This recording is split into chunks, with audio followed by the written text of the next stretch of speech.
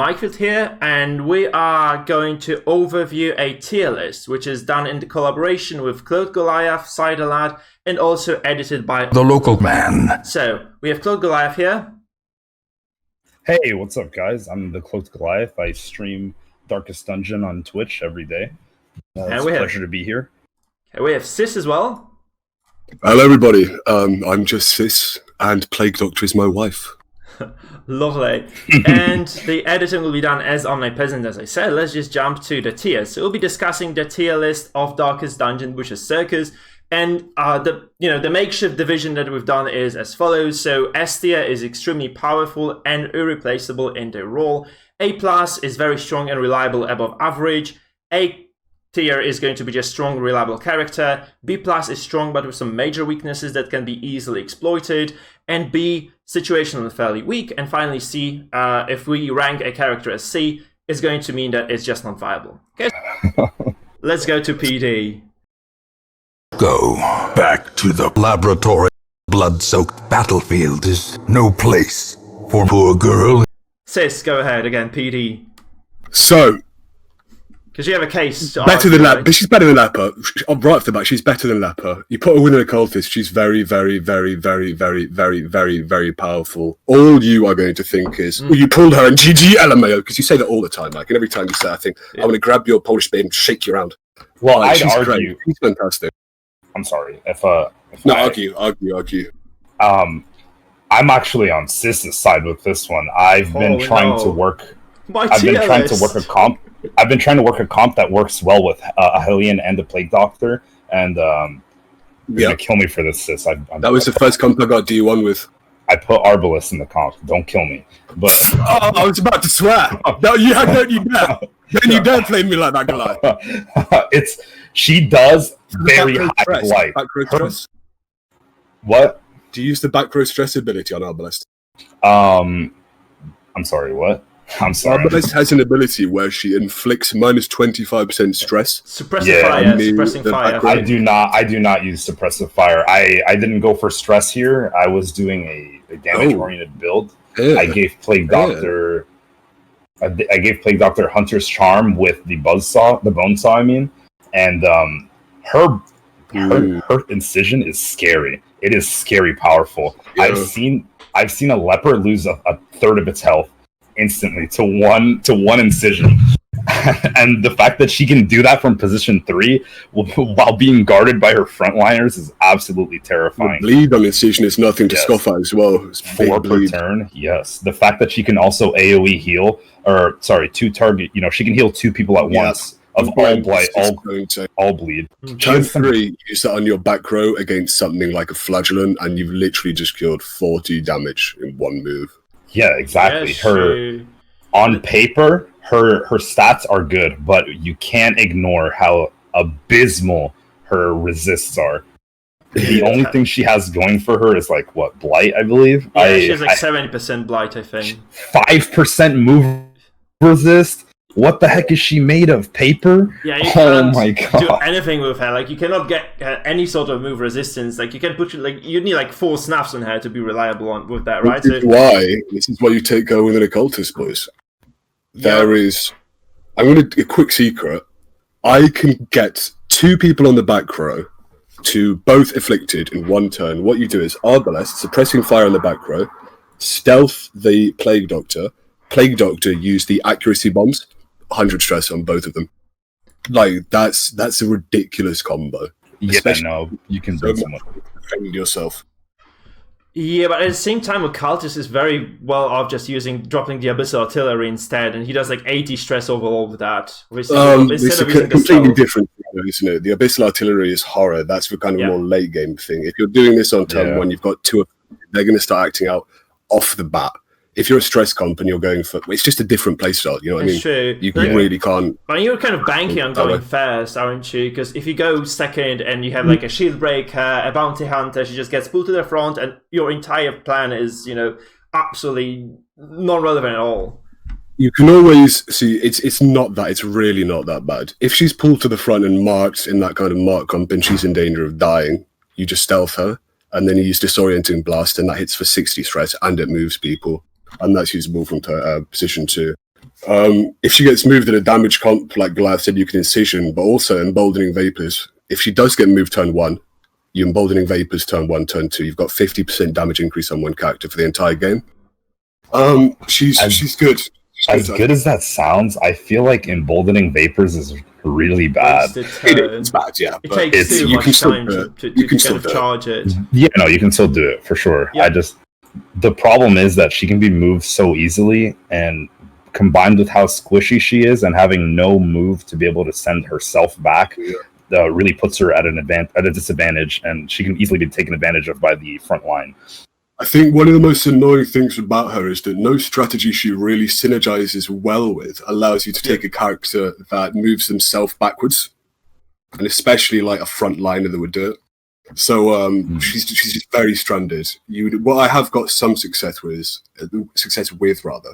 is taking Crusader and using the Holy Lance to push forward. But even then, it's minimal at best. You know what I mean? It's still basically a waste of a time. Also, the question is, do you really want to have an occultist on your stress team? That's what's like. If Occultist is insane. Occultist stress, dude. I could have my whole team dead, and if I left Occultist alone in like 2 turns, he's freaking nasty. I haven't seen an occultist in a long time in Darkest fights. I think I played like 80 games over the weekend, and I haven't seen the occultist once in my games. Not even a single one.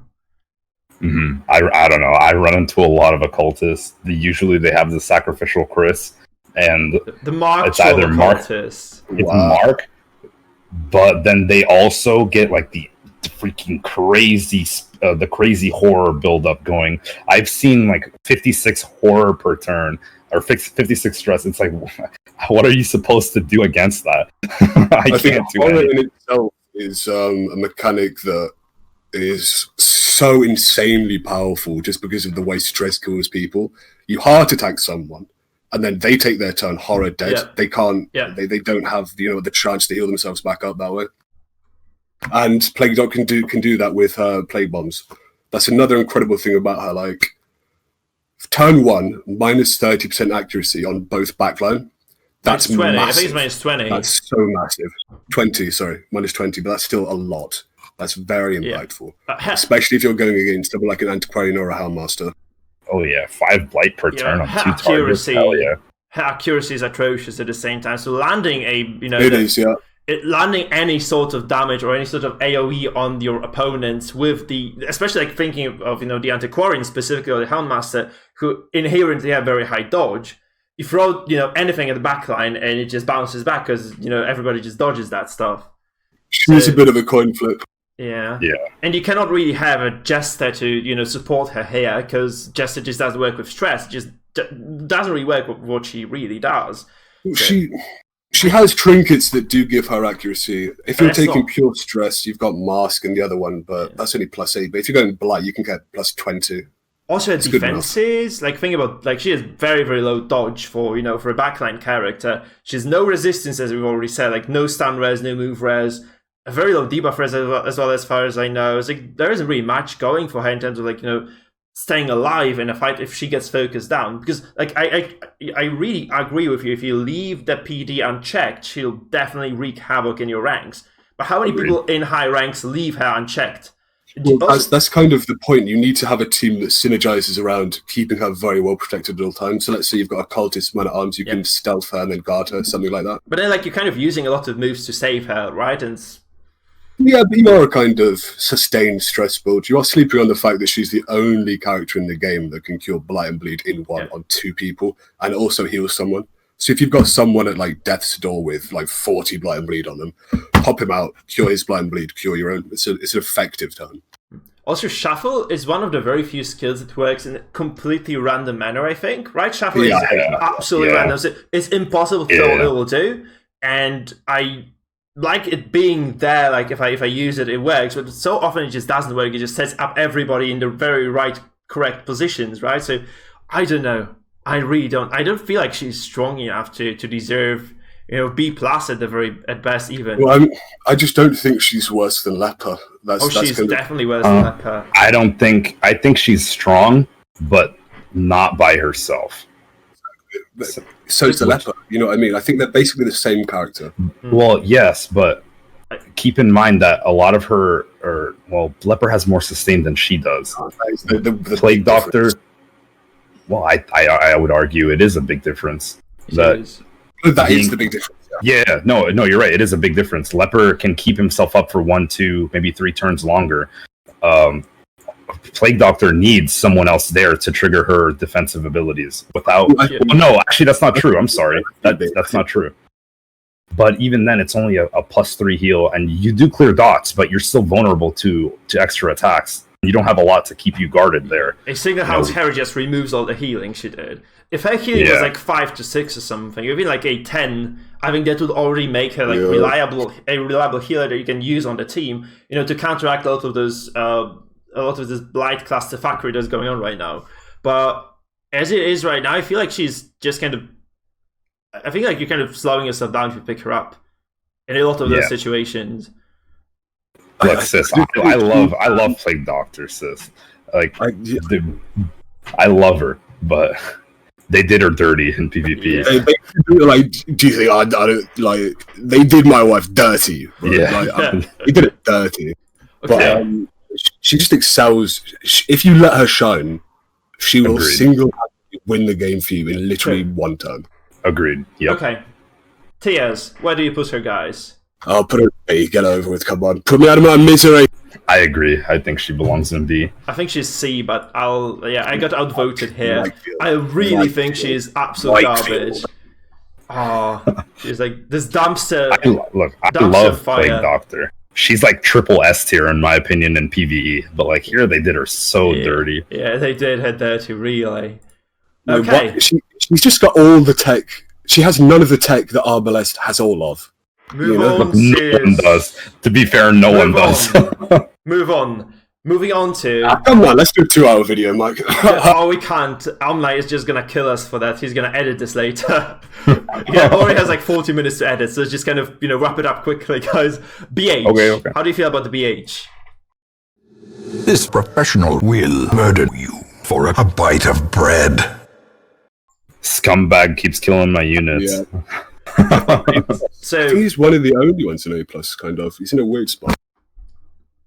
Okay, let's do it differently now. Let's think about, let's say the rank first. Like, where do you rank him? And then let's just substantiate that. And then we can move him if we disagree on something. So, Goliath.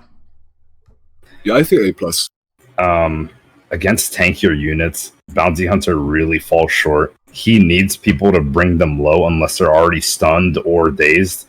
And usually people don't bring in my experience, people don't bring both of his attacks, the one that enables increased damage against Mark, and the one that finish him, which is what you need.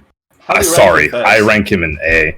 I rank him in A because in a vacuum, he's really good at finishing people off, but he doesn't do enough damage to bring them there. Yeah, I don't think I've ever seen him in a comp where he has ever needed to be the guy that does like a 44 crit to then finish him. He's just insane. He's like, he can move you and mark you in 1.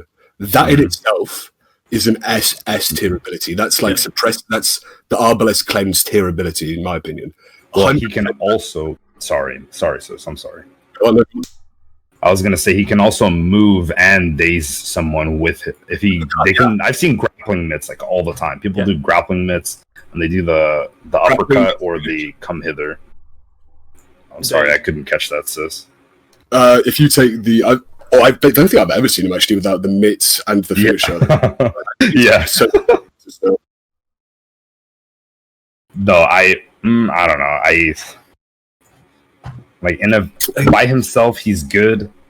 He's good at finishing people off, moving people around. That's why I think he belongs in A.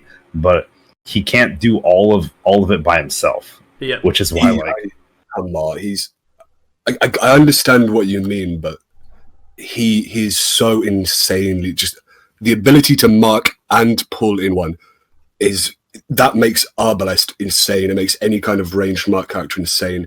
It allows so many strategies. And on top of that, he synergizes perfectly with those teams he's put in because he just finished them in 1. Yep. He's got caltrops for AoE. He can put a 25 bleed on everyone. He's Yeah.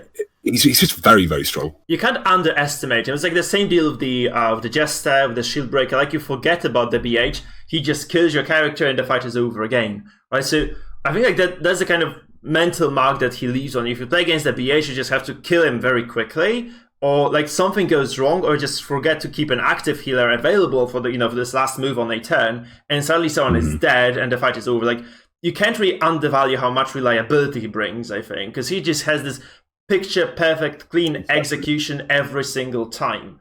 And if you don't manage him very well, he'll just destroy those fights. And on top of all this, he actually has this crazy amounts of movement, right? The pulls, the pushes, the days, right? It's all there. Like, I feel like, and the mark as well, like his mark is very strong, right? You can just mark somebody. Super strong. Yeah, his resist too. Yeah, it's really insane. So 50% stun base, too high. Yeah. Really. Yeah, the move resist 35%, that is a blatant lie. We know that's like, you pull the peel off of that, it actually says like 85 or something. There's no way. He's resisted so many moves. The guy's like a freaking tree trunk. I'm certain there's a kind of bug in the code where anything that says 30 to 35% actually means 100% if it's against you. Yeah, honestly though. He has high HP as well, right? Reliably high HP. Strong. Yeah, he's pretty versatile. I think it's like, what, 36? Yeah. I believe. I think even more, like, I'm not really sure now. But I feel like he's 38 or 40. Like, he's very high up there. Like, he's in line with the Abomination anyway in terms of survivability. So it's quite high. It's got to be quite high there. Consider kind of the classes are almost his analogs. It's him, Grave Robber, and Highwayman, really. Yeah. We agree that those are the kind of three kind of agile, if you will, melee, not melee, but just DPS characters. He outshines them basically every way. Yep. Apart from stress and damage. I mean, yeah, he actually, by the way, if you stun somebody, you smash somebody with the finish him, it really shreds. Like, it can do like up to 30 damage. I've seen this a lot.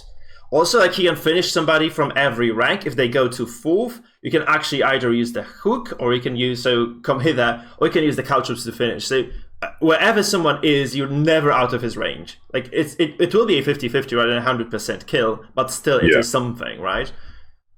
Yeah, no, what I usually do against bounty hunters, I push him away to position 4. I'd rather have him push people than smack my units. Okay, let's rank him. Guys, vote. Goliath, go first. I say he's A. Sis. He's A+. He's A+ in Goliath knows it. I agree with A+. Yeah, he's definitely A+. I think he's above the Shield Breaker in a lot of aspects, in a lot of regards. He just is a bit more reliable. He's tankier, more sturdy.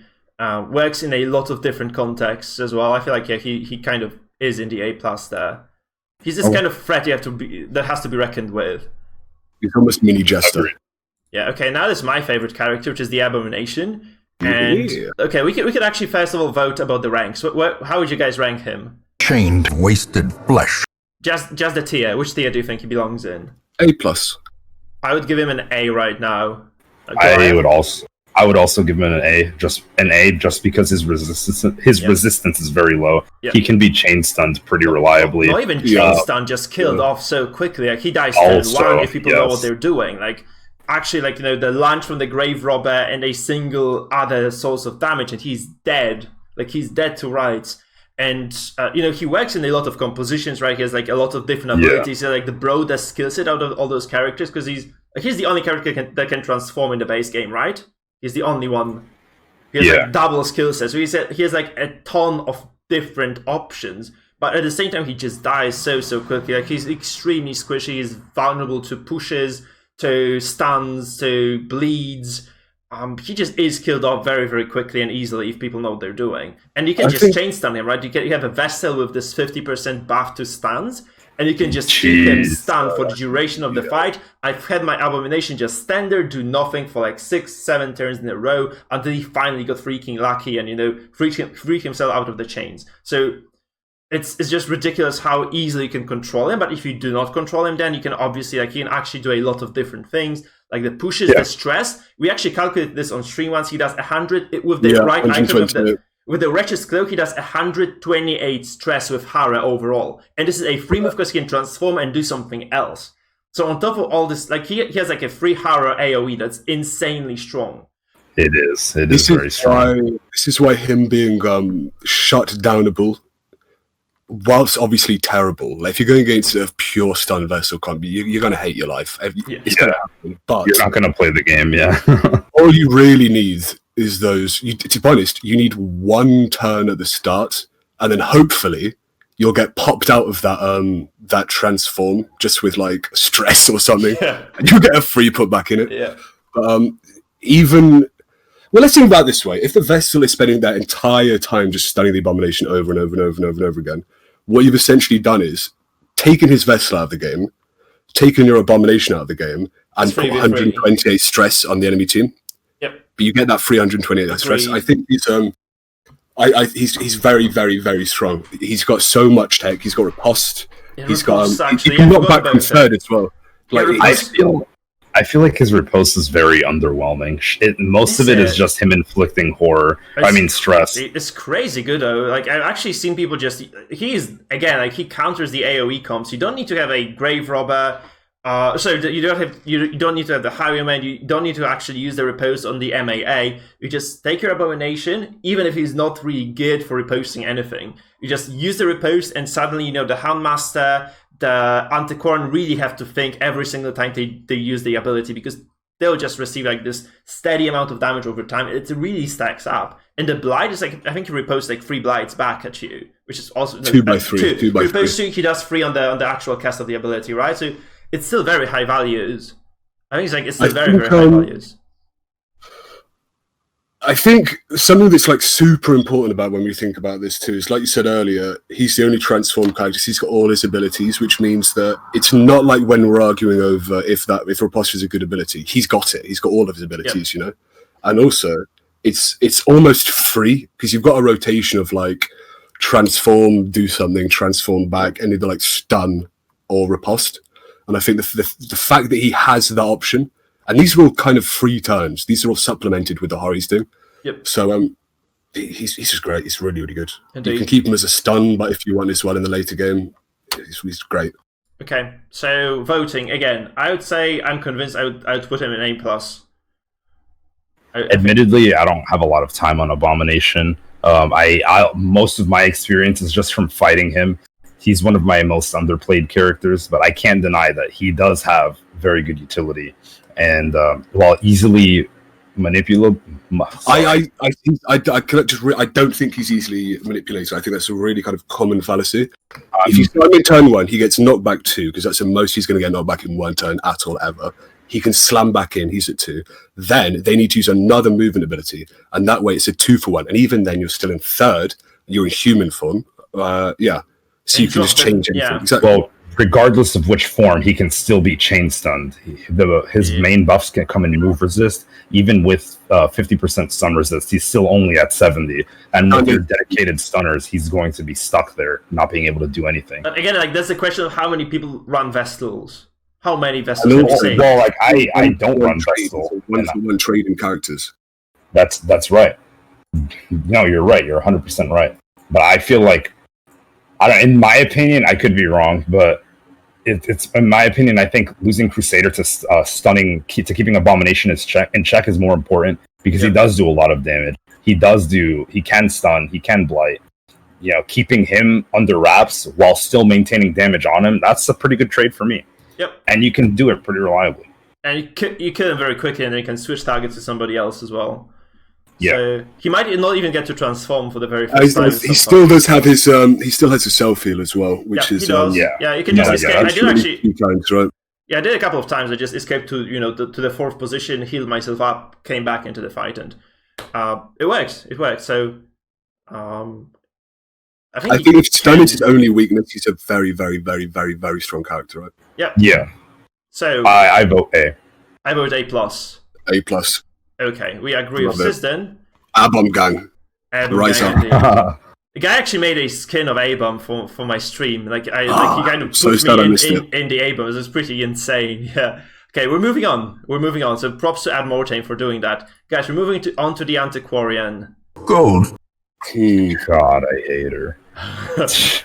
I hate Antiquarian. I play her a lot, actually. I feel like she's very powerful in terms of the healing. The regen is actually, if you can stack it up for the first few turns, it's very powerful. Like, the thing about Antiquarian is, I feel like she's the noob trap in a lot of those fights, where people just don't know that, even if they try to focus her down, she just goes into stealth, and she just stays alive, heals up, and just, keeps doing her thing. Also, like, she's very strong in the later stages of the game, where, like, a single or double drop of rejuvenating vapors can actually salvage a lot of those fights. Where I've seen her actually just drop those vapors 2 or 3 times and consistently keep people off the death's door. If you're like skillful enough to kind of predict what's going to happen turn by turn by turn, and you don't actually play against a ton of dots, she can really salvage a lot of very, very bad situations and actually win you fights. No, I agree. I cannot deny how much utility, survivability, sustainability she has a whole lot in her kit. The fact that she can buff dodge, keep people from death's door, consistently stack dots and stress, force people to guard her while buffing them. That's insane. No one else can really do that. And it gives protection and plus dodge. That's like the 2 worst things you want to go up against. Someone who can dodge everything and someone who can take a hit. She's so strong. In my opinion, she's so powerful. Yes, she's so powerful. I've seen her clutch, dude. And you guys know Jared, right? He's like one of the first I've seen do it. You guys have probably done it too. I'm not sure. I'm sorry, but he put the finisher trinket. I've seen this. That's so frustrating. That is the sleeper hit, dude. Yeah. I did not. I wasn't paying attention. I was like, why is half my team instantly dead? Because festering vapors with finisher is like the god kill. Yeah, I played against a guy who was using the Hellion and the Antiquarian together. Hellion has the minus death blow resistance, and she was just smashing everyone. Like, there was someone dying every single turn that fight. It was insanely annoying. It's so good. Antiquarian, she just brings so much to the table. I need to get this out right now. I need to ruffle some feathers. B+. Oh no. Okay. Hold on. Explain. Hold on. Wait. Hold on. Explain. Hey, so I'm gonna try to like dismantle the arguments you made very quickly one by one.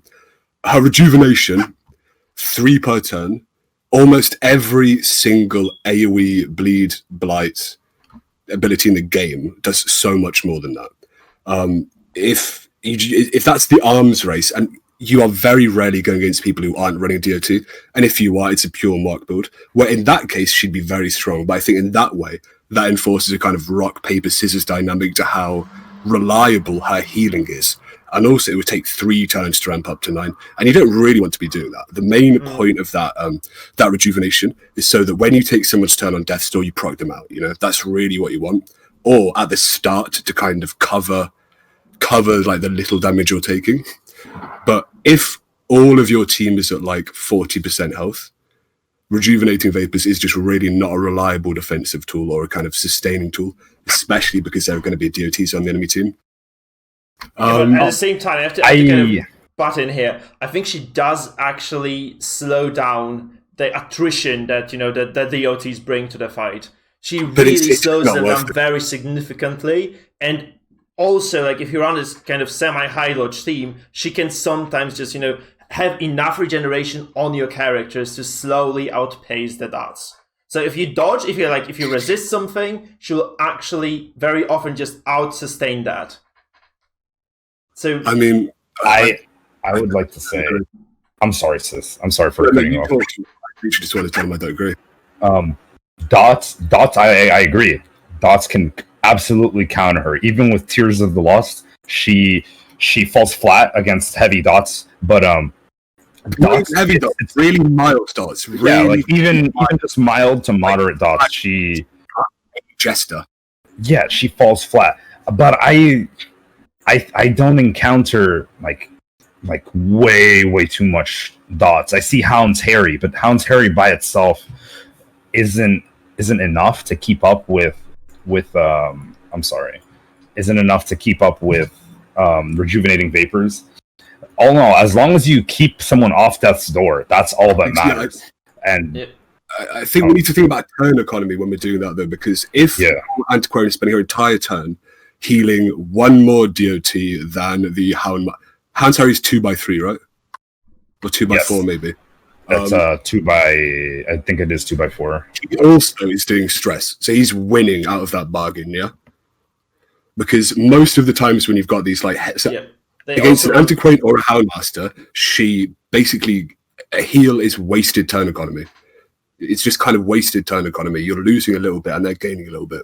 Yeah, you can also use the Antiquarian for stress and dots, and she does them very well. Exactly. Yeah, that's very strong. Like her she, I don't know, she's A. She's definitely A. I just think she's not an S for sure. Like I was thinking A plus myself. I don't know. I've seen her do some disgusting 1v4s, dude. Like back-to-back 1v4s. Really, I mean, she's clutch. She's clutch. She's the less reliable man-at-arms, right? Yeah, she can inflict a lot of stress. She can also go stealth as well as increase her own death blow resist.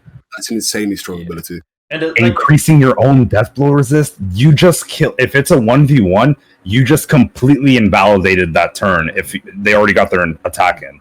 And people really struggle to close games out, right? Very often you just struggle, especially against Antiquarian. Like she brings so much clutch to those fights. Like if you run out of damage, because like when you go to this like very late stage of the game where you have like 2 free characters alive on each side, and one of them is the Antiquarian god, it really hurts to deal with that. Because she can just stay there at the very back forever, dish out like respectable damage, sustain you when like at that point you probably don't have enough damage to burst through the regeneration if you let her do her thing. So I think like at the very start of the fight she might be like kind of underwhelming. That's true, I agree with Sis, but like later on in those very late stages of the game where she usually prevails, like it's very often the case like when I play Stress, it's my Antiquarian and my MAA who are like always there. Because they're just so difficult to target. She has very high dodge as well. She has good itemization for dodge by the same token. And I feel like she's just very reliable in this regard. Like she can really clutch fights. But at the same time, think the opposite of that in terms of how effective she is into the late game. Because I would say 1 in 5 games you are against no dots, and that would be against a pure mark build. And towards the late game, you can't really. You just can't use that turn on that rejuvenating that's already being out-healed by the DOTs. I think she has windows of kind of brilliance with it. If you can pop 1 or 2 of her at the start, you can really keep your turn alive a lot better into turn 5. Your team alive rather into turn 5. But I think towards she's not a reliable solo healer. Yeah, I think is my real issue with her. That's my real issue with her, which I think means she's not A+. Because you can't take her as just the only healer and expect to be able to heal every game reliably. I think she takes 8. Okay, go. I'm sorry, Mike. I'm sorry. No, it's fine. I don't think her supporting rejuvenating vapors is meant for healing. I think it's just a delayed death store. Yeah, I agree. It's because you seldom see people use it when people get low. Like I've seen Vestals like heal someone that gets below 10% health, or I've seen like other support uses differently. But for rejuvenating vapors, people strictly use it for Death's Door, and I don't disagree with that. My issue with that then is that when someone is on Death's Door, unless again against a mark build, it is highly likely they will have at least 3 damage over time on them, and that just negates it. That negates it. And that will be there already. Yeah, I think she takes a lot of game sense to play well as well. Like you have to really know when to use her on a given turn, how to use her, which ability to use, because she's quite a lot of possible options every single turn that she can utilize. So I think that's another kind of thing that maybe goes against her. Like she takes tremendous amount of game sense, and she can really confuse people as to like what she's gonna do every single turn, like how to play her really. When I first picked her up, I had literally no idea what to do on her. Literally no. Yeah, that was very hard for me at first, but yeah, just picking the right skill for every single turn is really hard on her, since she has like a lot of stuff in her kit, right? It's quite a complex thing. Same for Abomination though. I like that design though. If it makes it's really fun design. Yeah. Okay, so let's put the tiers on her then. How do you guys feel? So Sis, once again, after the discussion. So I would put her in A, but if both of you go A+, I'm happy to go A+. I don't think she's on the same tier as Abomination or Bounty Hunter. Yeah, I don't think she's like... unless I start running the finisher on her now, I think I might actually do this because I get wrecked by her with that finisher. Though, like, you have to say that she has quite low accuracy, and the finisher does alleviate that a bit. It actually does alleviate that a bit because there's like the bonus 20 accuracy on low HP targets, right? I'm gonna say she's NA as well. I don't think she's as good as the BH. I'm glad that we've started to kind of get characters on the tier list to position themselves around now. So we've got kind of an idea of where they all fit. Yep. Okay, moving on. Crusader. He will steal every resource, idol, amulet, or lucky charm. Anything to prolong his maniacal delight. Okay. Crusader, very good offensive skills with his Zealous Accusation. Rare texts can overcome things a sharpened sword cannot. Smite's pretty powerful, although it's not used very often, at least in the comps I've seen. I don't use it. He is very, very strong. And one thing that isn't brought up a lot, or that I've seen, is that when he gets a critical hit, the fact that he buffs his own protection with a critical hit is absolutely astonishing. That makes his survivability go way, way up. He can clear debuffs with his heal while also maintaining people off death's door and himself at the same time. He can keep stuns pretty reliably. His trinket synergy is like absolutely amazing if you're going to follow that stun route.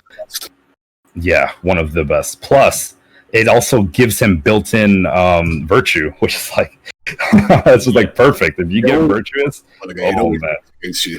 Always procs against you. No, recently it has never procced.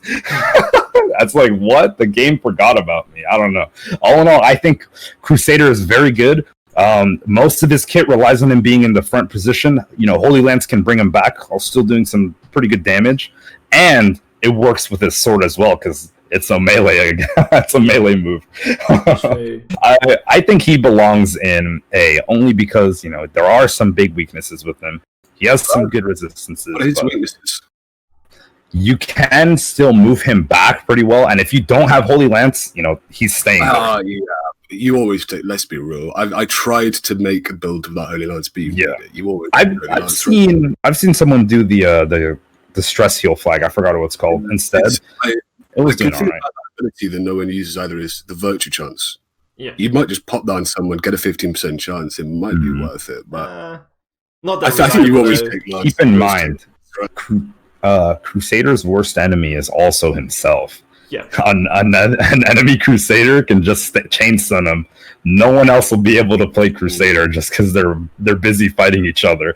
But all in all, he does command a certain presence. His in a vacuum, by himself, with another unit. If he has another unit with him, his survivability goes way up. By himself, he is still pretty tanky. I've seen him clutch some situations, but there are things that are apparent that you can take advantage of, like his low stun resist, his low move resist. There are things there. Yeah, I think he's like the embodiment of strong and reliable. Like, he's exactly A tier in my eye. Like, where he's just there, he does his thing, but it's not exceptionally strong at the same time. Like, he doesn't overwhelm with what he does, but he does it very well. Right? He has those stuns, he has the healing, that is like kind of this backup plan for you. He can basically act to a certain extent from every single position. You have to really think whether you want to push him out or not, because if you push him to third and fourth, he'll do tremendous amounts of damage with Holy Lance, actually. So, the Bulwark of Light is also utilized by quite a few builds. Super strong. It's very annoying for Mark builds, but strong. It really depends. I think that's one of the reasons why we don't have the Mark meta anymore, because he just alleviates a lot of damage then.